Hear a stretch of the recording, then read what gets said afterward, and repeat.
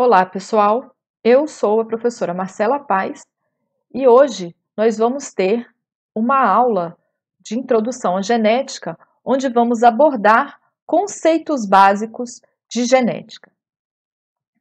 Vamos começar então. Primeiro, o conceito que a gente vai ver é o fenótipo. O fenótipo, ele está relacionado com uma característica ampla ou uma característica mais específica. O que seria um fenótipo como característica ampla? Seria todo o fenótipo que nós temos aqui, por exemplo, nesse pássaro, né, em que a gente observa a ave e a gente enxerga a forma do bico, a forma do olho, a coloração das penas, o tipo de garra. Então, todas essas características seriam um fenótipo amplo. Assim como acontece para os outros animais também. Quando a gente observa esse ornitorrinco, ele tem um fenótipo específico, né? Tem um bico semelhante a pato, ele nada, mas ele é um mamífero.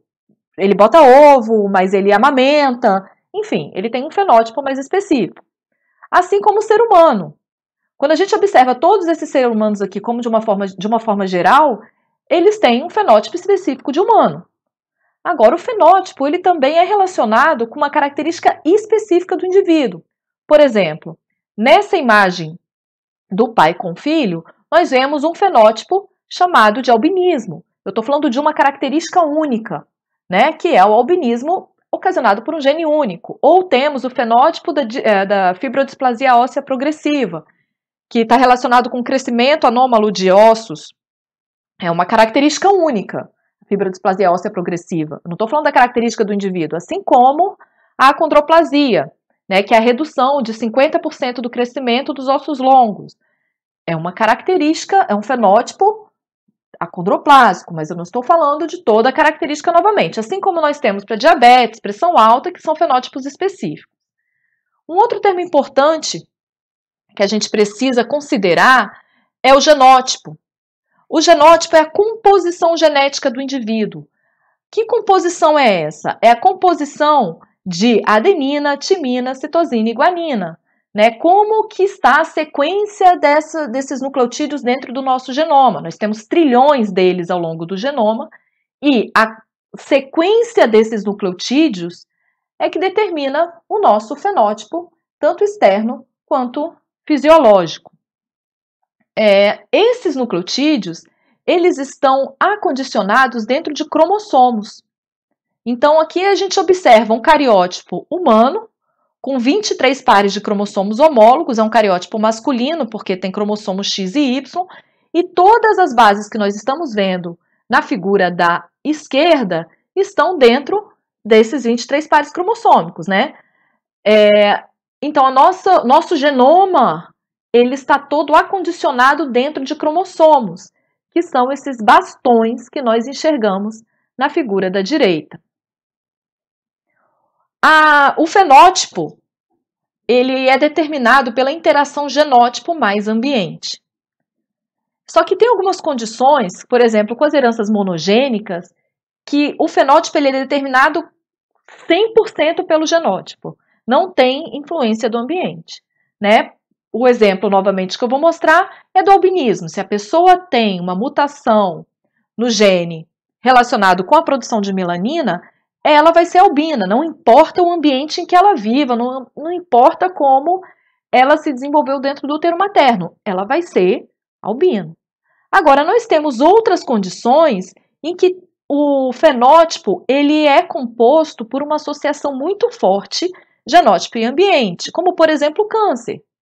Né? A pessoa, para desenvolver o câncer, ela tem que ter um genótipo favorável, seja porque herdou uma mutação, ou seja porque essa mutação aconteceu ao longo da sua vida, mas ela tem que ter associação com o ambiente também, com várias ações do ambiente. Então, a gente vive ouvindo fator de risco, né? Reduzir a obesidade, não fumar, não beber, que são fatores ambientais que, se associados com um genótipo específico, vão desenvolver o fenótipo do câncer. A depressão, hoje sabe-se que a depressão é uma característica multifatorial, né, que tem essa associação forte genótipo mais ambiente. Assim como a pressão alta, assim como a diabetes. Então, todas essas heranças em que a associação genótipo-ambiente é muito forte, é chamada de herança multifatorial. Então, nós, inclusive, temos vários genes associados e vários fatores ambientais associados para o desenvolvimento de uma característica. Um outro termo importante são os genes. Os genes é uma sequência de DNA capaz de codificar um RNA funcional. Então, novamente, vamos observar aqui, ó, nós temos as bases, que a união dessas bases nitrogenadas forma a molécula de DNA, e esse DNA ele é disposto dentro dos cromossomos. Só que o que seria um RNA funcional? Um RNA funcional pode ser um RNA mensageiro, pode ser um RNA transportador, um RNA ribossômico, um microRNA, enfim, qualquer RNA que a célula produza. Então, o gene é uma sequência de DNA que codifica um RNA funcional. Se esse RNA for um RNA mensageiro, ele vai conter a mensagem para a produção de uma proteína. Então, ele vai influenciar diretamente nas características do indivíduo. Então, todas as variações que nós temos hoje, ou vou colocar aqui 98%, 99% das variações do indivíduo, são ocasionadas por alteração no gene que codifica o RNA funcional. Seja porque alterou a sequência de nucleotídeos e a gente vai produzir uma proteína diferente, seja em regiões regulatórias que vão fazer com que o gene se expresse mais ou se expresse menos, e, consequentemente, a gente vai ter quantidades diferentes de proteínas no nosso corpo. Essas diferenças a gente vai ver ao longo das outras aulas. O nosso material genético, então, nosso DNA, ele está guardado dentro das nossas células em estruturas chamadas de cromossome, como eu já disse anteriormente. Como podemos observar aqui na figura, nós temos para o cariótipo humano, que é o conjunto cromossômico de um indivíduo, cada célula nossa tem um conjunto desse aqui. Então, o que a gente observa? Que nós temos 22 pares de cromossomos mais um par sexual. Então, eu tenho 22 pares de cromossomos comuns para homens e mulheres e um par de cromossomo sexual. Observamos que esses cromossomos eles estão aos pares. Ganhamos um membro da mãe e o outro membro do par do pai. Para ser um cromossomo homólogo, esse cromossomo tem que ter o mesmo tamanho, a mesma posição do centrômero, que é essa constrição que nós temos aqui, e o mesmo padrão de bandas, que são essas manchas claras e escuras representadas na figura. Esses são cromossomos homólogos. Então, por exemplo, o cromossomo 1, nós recebemos um membro do par da mãe e o outro membro do par do pai. Assim, para todos os outros cromossomos. Então, a gente repara que todos os pares de homólogo, eles têm o mesmo tamanho, eles vão ter a mesma forma e o mesmo padrão de bandeamento. E o que seriam os cromossomos autossômicos? Os cromossomos autossômicos são aqueles que são comuns para homens e mulheres. Então, na espécie humana, nós temos 22 pares de cromossomos autossômicos. São 22 pares que homens e mulheres têm a mesma composição. E nós temos um par de cromossomos sexuais, sendo que o homem, ele é heterogamético, ou seja, ele tem um par aqui que é diferente. Ele vai ter um cromossomo grande, chamado de X, e um cromossomo pequeno, chamado de Y. E as mulheres são homogaméticas. Elas têm 2 cromossomos X que não está representado nessa figura.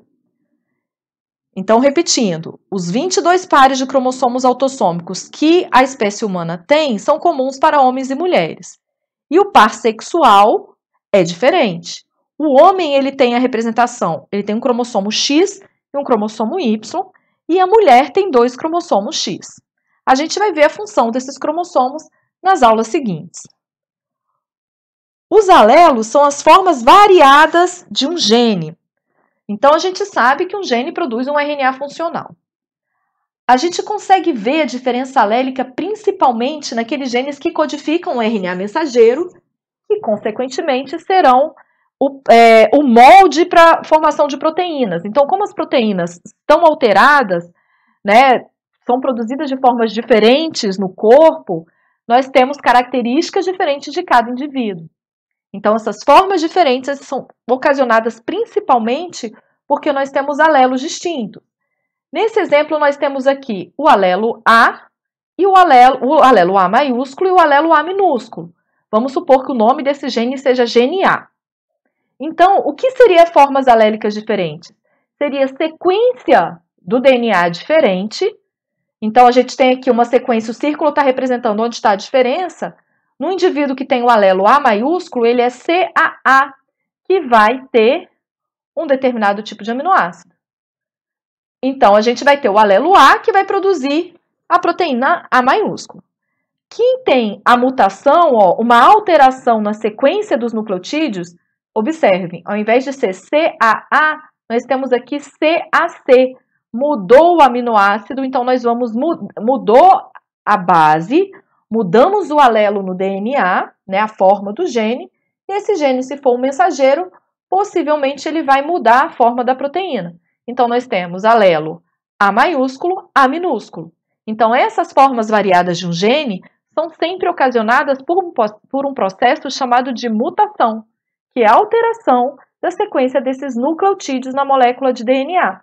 Essa mutação pode ser uma substituição, como aconteceu no nosso exemplo, pode ser deleção, né, quando você retira uma base, pode ser adição, quando adiciona uma base. Então, nós temos várias formas de gerar alelos diferentes dentro de um genoma. Então, repetindo, os alelos são as formas variadas de um determinado gene. Nós já vimos o conceito de cromossomos homólogos. Vamos repetir? Que são cromossomos que têm o mesmo tamanho, a mesma posição do centrômero, que dá, consequentemente, a mesma forma, e o mesmo padrão de bandeamento. Um membro do par vem do pai e outro membro do par vem da mãe. Genes a gente já sabe também, sequência de DNA capaz de produzir um RNA funcional. O locus é o endereço do gene, aonde ele está localizado dentro do nosso genoma. E esse endereço, na maioria dos casos, ele é fixo. Então, no nosso cromossomo hipotético, esse alelo, esse gene A, ele está na mesma posição de todos os indivíduos que possuem esse cromossomo e são da mesma espécie. O alelo a gente sabe que são formas alternativas de um determinado gene ocasionados por processos mutacionais. E dois conceitos novos são o conceito de homozigoto e o conceito de heterozigoto. O indivíduo homozigoto, homo igual, é aquele indivíduo que tem, para um determinado gene, dois alelos diferentes. Como podemos observar aqui no B minúsculo, são dois alelos iguais, então ele é homozigoto. O indivíduo, por exemplo, A maiúsculo, A minúsculo, o gene A, que tem os alelos A maiúsculo e A minúsculo, vocês estão vendo que tem duas formas gênicas diferentes? Eu vou chamá-lo de heterozigoto. Então, vamos exercitar. Para o gene A é homozigoto ou heterozigoto? Ele é heterozigoto porque ele tem dois alelos diferentes, um A maiúsculo e um A minúsculo. Quando a gente repete a letra, quer dizer que são iguais, tá? Quando a gente repete o tamanho da letra, se é maiúsculo ou se é minúsculo, quer dizer que os alelos são iguais. Para esse indivíduo, o alelo B dele, o gene B dele tem dois alelos iguais, B minúsculo, B minúsculo. Então, para esse gene, ele é homozigoto. Para o gene E, por exemplo, ele tem o alelo E maiúsculo e o alelo E minúsculo. Então, ele é heterozigoto. A mesma coisa valendo para esse cromossomo aqui. Então, para determinados genes, nós somos homozigotos e para determinados genes, nós somos heterozigotos. Só que esses genes, eles são transmitidos para a prole, através das gerações, pelos processos de meiose e fecundação. Meiose é o processo de formação de gametas. Então, aqui nós temos uma célula que a função dela é gerar gametas. Vocês estão vendo que ela é heterozigota para o gene A, tem um A maiúsculo e um A minúsculo. Ao final do processo de gerar gametas, se for fêmea, né, se for mulher, vai gerar óvulos, e se for homem, vai gerar espermatozoides, pode gerar tanto gameta com alelo A maiúsculo, quanto gameta com alelo A minúsculo. Marcela, por que formou dois diferentes? Formou dois diferentes porque as suas células são formadas por esses dois alelos A's diferentes. Todas as células do corpo são formadas dessa forma. Então, esse indivíduo pode passar tanto o alelo A maiúsculo quanto o alelo A minúsculo. Então, a partir do momento que a célula sofre meiose e a gente tem a formação de gametas, seja o ovócito na mulher ou seja o espermatozoide no homem, e ocorre a fecundação, nós temos a mistura dos alelos dos genitores. Por exemplo, essa figura, essa imagem, ela representa um heredograma, que é a representação familiar de indivíduos. O quadrado representa o sexo masculino e o círculo o sexo feminino. O que observamos aqui? Que esse homem, né, que esse indivíduo de sexo masculino, ele é homozigoto para o alelo A, para o gene A. Então, ele tem um alelo azão. Essa mulher é homozigota para o gene A, mas ela tem um alelo diferente do homem, A minúsculo. Esse homem aqui vai produzir gametas somente com alelo A maiúsculo, porque ele só tem um A maiúsculo. E essa mulher só vai produzir gametas com o alelo A minúsculo. Por quê? Porque ela só tem ele. Então, vai produzir gametas com o que ela tem. Quando ocorre a fecundação, gerou um homem aqui com alelo A maiúsculo e um alelo A minúsculo.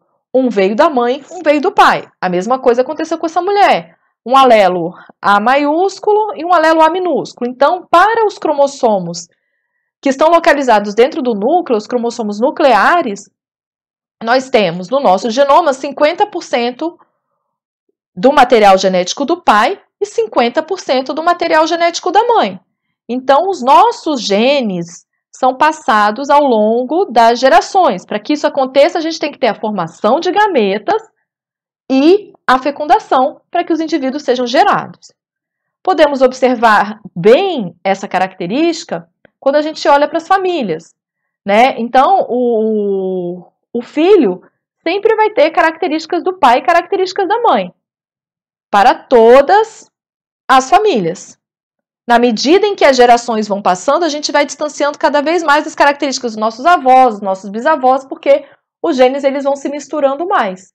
Mas dos nossos pais, nós temos 50% do material genético paterno e 50% do material genético materno. Lembrando que isso são DNAs nucleares, não é válido para o DNA mitocondrial, que é um assunto de uma outra aula.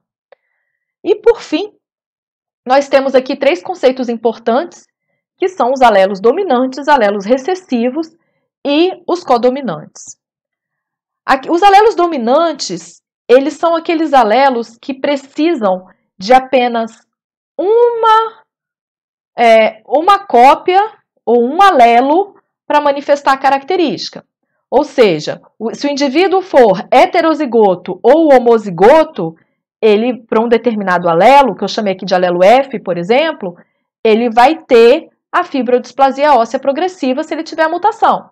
Então, temos um gene. Esse gene codifica uma determinada proteína.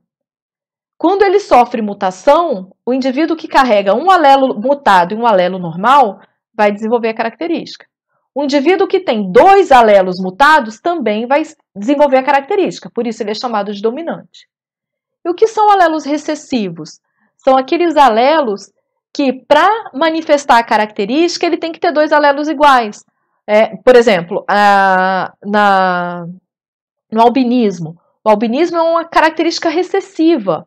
Recessiva por quê? Porque para o indivíduo manifestar o albinismo, ele tem que ter 2 alelos mutantes para poder manifestar. E, por fim, o último conceito importante da aula é a codominância, em que a gente tem uma interação entre os 2 alelos.